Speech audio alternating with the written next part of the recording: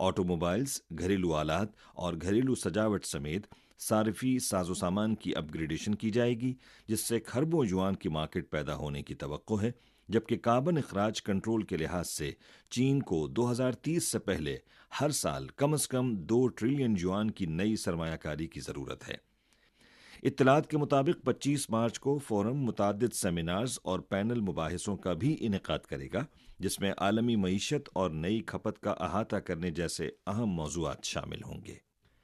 چین کی وزارت دفاع کے ترجمان وو چیان نے رنائی ریف میں فلپائن کی دراندازی کے بارے میں نامہ نگاروں کے سوالات کا جواب دیتے ہوئے کہا کہ 23 مارچ کو فلپائنی بحری جہاز نے چین کے رنائی ریف سے ملحقہ پانیوں میں داخل ہونے اور غیر قانونی طور پر گراؤنڈڈ اپنے جنگی جہاز کو سامان پہنچانے کی کوشش کی، جس پر چینی کوسٹ گارڈ نے فلپائنی بحری جہاز کو قوانین اور ضوابط کے مطابق اپنی حدود سے باہر نکالا۔